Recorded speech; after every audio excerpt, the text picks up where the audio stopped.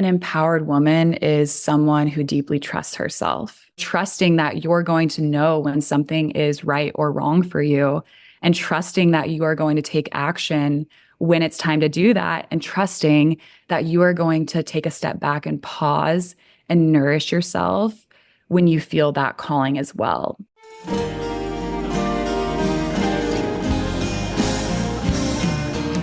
Welcome to the Empowered Woman Podcast, the #1 show on visibility strategies for women entrepreneurs.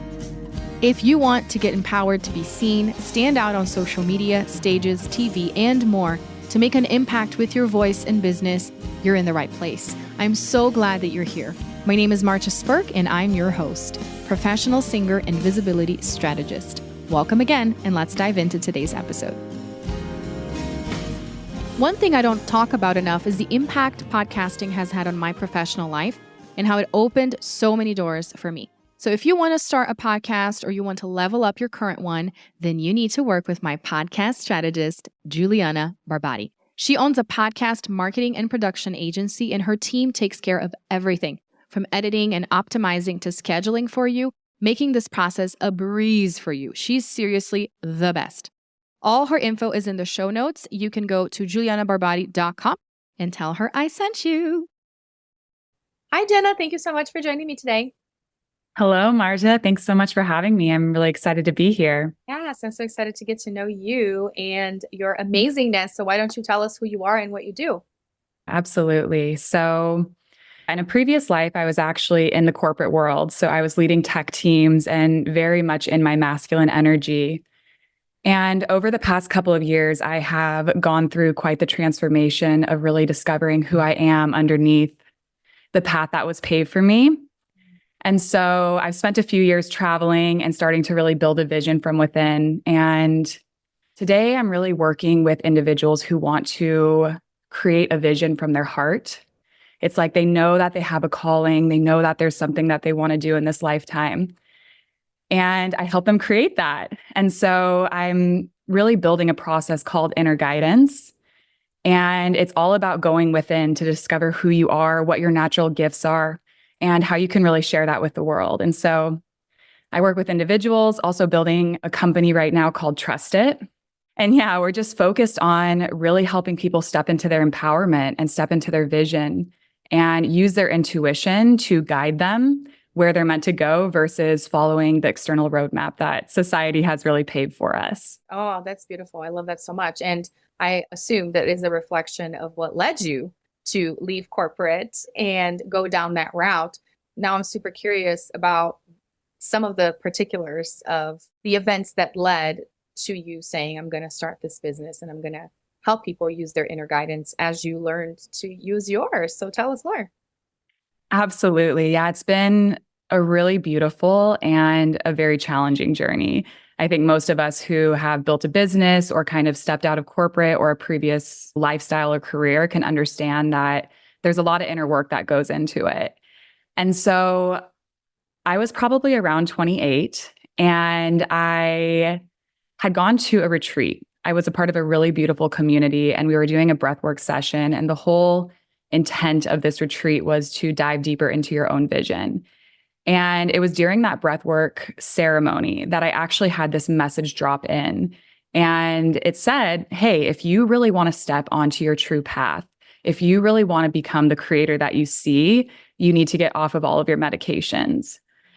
And I had been on an antidepressant and Vyvanse for 10 years. And part of how I think about that transition was it was giving me a lot of artificial energy. And also it was life-saving in the moment, right?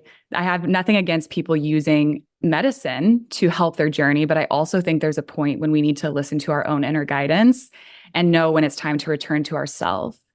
And that decision created a ripple in my life.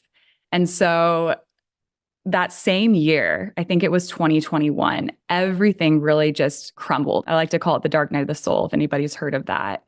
And it was like within an 8-month period, I left the corporate world. I got off all my medications. I lost all of my energy, all of my motivation. I was like, who am I right now? And it was a really dark period of my life. I went through a really painful breakup and had never been so hurt and heartbroken as I was from that relationship ending. And it just created this space in my life where I was like, wow, I've really been attaching to this identity of my career, being this badass corporate sales leader. And although there were parts of that career that I really loved, and I still weave that into what I do today, it really opened up this space for me to discover who I was underneath all the conditioning. And so I like to say, I mean, during that breathwork session was what I feel like the first time I really heard my intuition speak to me and speak to me in such a clear way.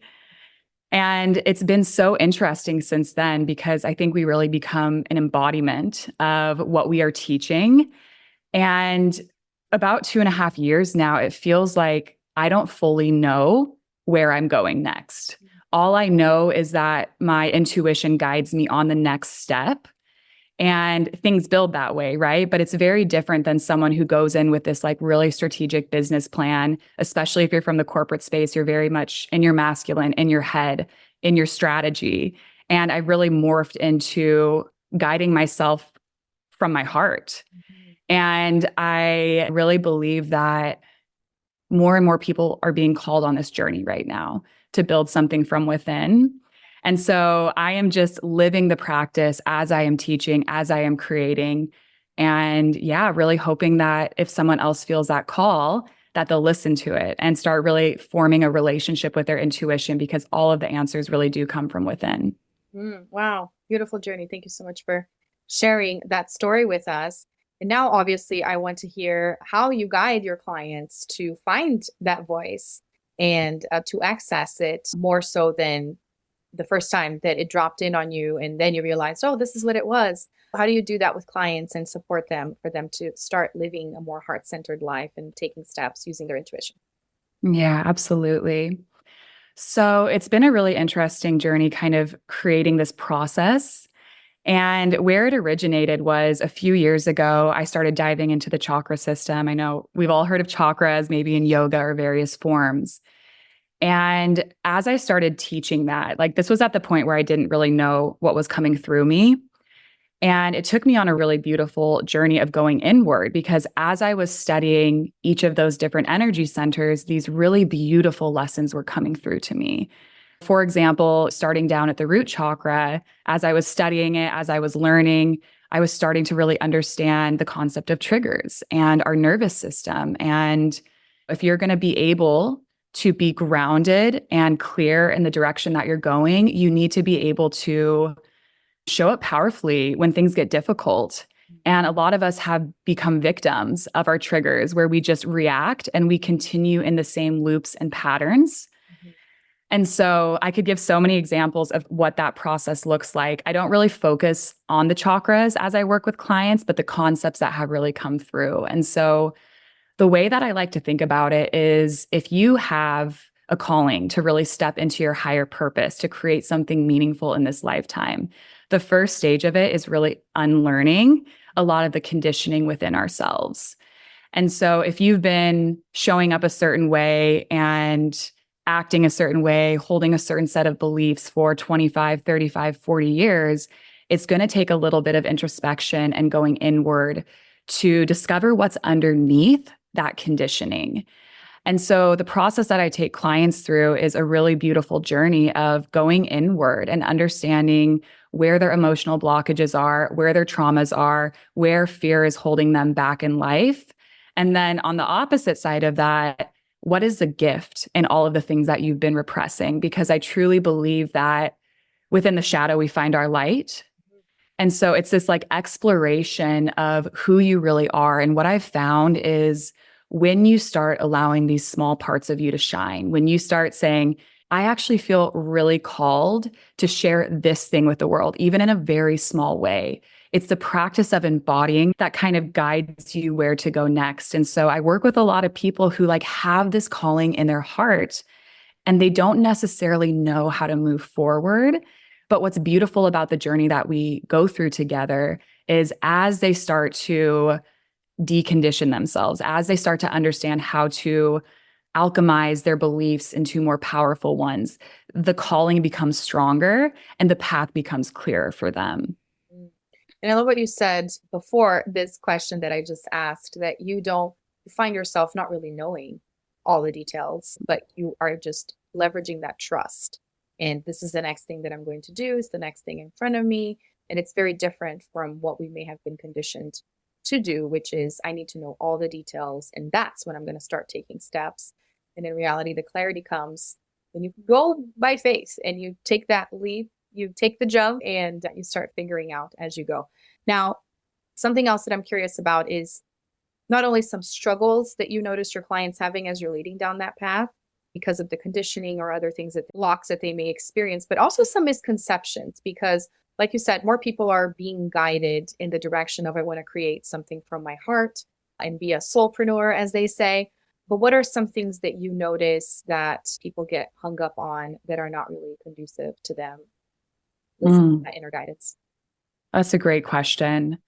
The first one that really comes up for me is this concept of fear. And so when you really start attuning to your intuition, it's this guide, right? We can have a communication system with it. And sometimes we get a really strong feeling of, in the moment, it feels like this isn't right. Okay, there's some friction. I'm not going to move forward with this. And there's a lot of teachers out there that say, if you're manifesting, it should be easeful all the time. If there's resistance, it means you shouldn't go in that direction. And I don't necessarily agree with that, because the moments when we come up with fear and we choose to sit with it, to have compassion for it, and then we choose to still take action is really our next threshold of growth. And so if you've never been on this path before, it can feel a little bit confusing inwardly, because it's like, all right, is this my intuition telling me not to do this and we can get in our head about it? Or is this really just like a threshold of growth for me? And so I think that's a big one, is really learning how to differentiate your intuition versus your ego or fear, and then learning how to work with that. And then the other one that really comes to mind that's feeling really alive in my life right now is that sometimes this process takes a little bit longer than we think. And also, it usually doesn't look like what we expect. So once again, we are so conditioned to think that we need to have this really structured strategy. Even if you aren't like thinking about that constantly, it's a deep pattern that we've learned, especially if you grew up in the States.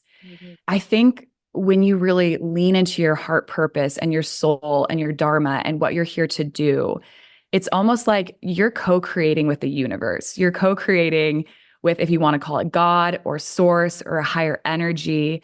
And you have to almost learn how to surrender a little bit and understand that as you become more open to navigate changes and navigate challenges with more ease, opportunities come into your field that you might not ever expect. Right. And so the way that I like to think about it is it's like tunnel vision.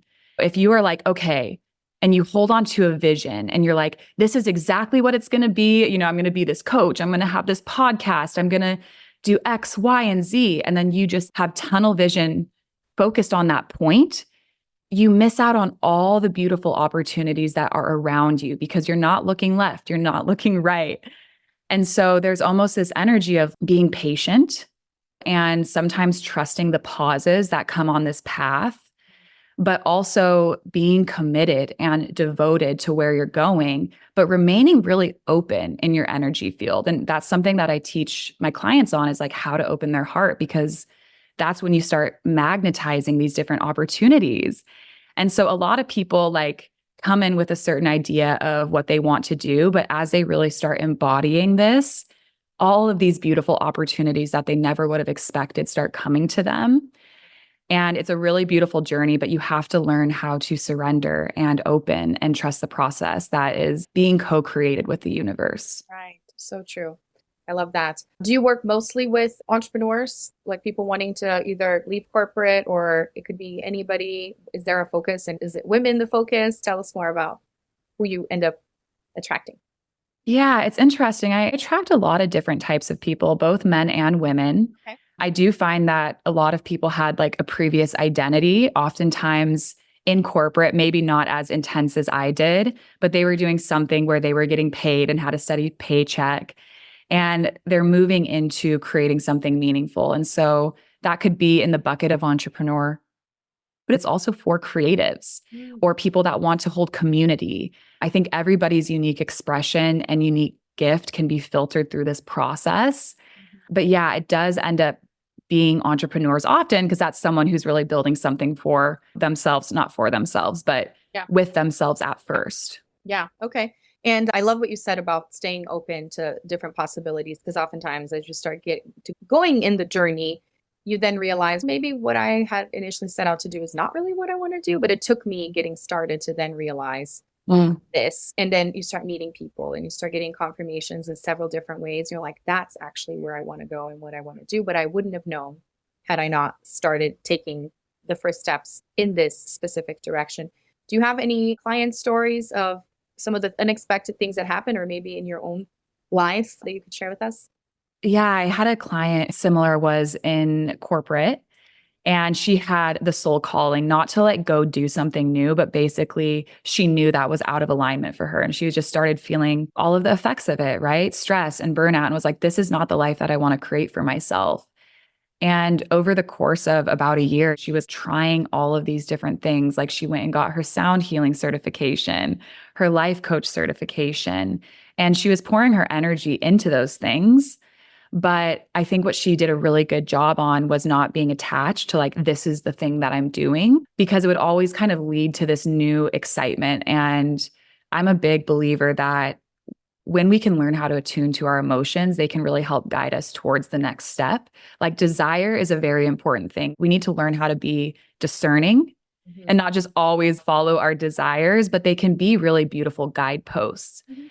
And this person was bouncing around from thing to thing. And eventually, just with one of the projects she was doing that was really unattached, she ended up getting overnight like 100 plus different applications for a retreat she was creating. And it was really unexpected. But I think sometimes we do get signs from the universe that will say, okay, now you're really ready to do this thing. And so it's kind of having trust in that process, having fun in the process also. But like you said, like just not being attached to exactly where you're going. And when it's time to pivot, you trust yourself because all of those previous experiences prepared her Right. for that thing that she really leaned into. Yeah, I love that so much. That's so good. And you do have a resource for our listeners that want to dive deeper and Mhm. understand how to leverage their inner guidance to make decisions and to really find what's calling them to go ahead and create in this world. Can you tell us more? Absolutely. Yeah, I'm really excited about this. So, I've spent like the past month creating a masterclass on inner guidance. And so, this is something that has really been like a system that has come from within me. And so, it's a combination of a lot of different teachings. It's about 2 hours long. It's meant to be an entry point for people to really explore this concept if they're curious how to really create a vision from within. But we go through a lot of the things that we've been discussing today: how to really stay grounded when things get challenging, how to open your emotional field so that you can really start receiving guidance from within, how to tap into creativity, how to really be devoted and open your heart and source a vision from something greater. And so we go through a really beautiful process that's meant to be really contemplative for people.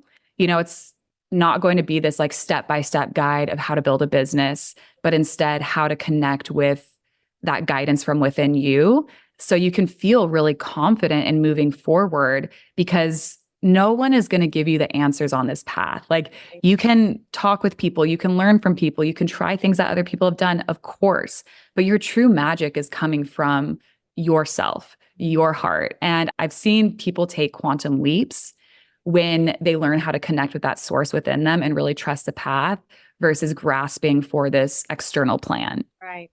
Or somebody to tell them exactly what to do. It never works and it never ends Right. well.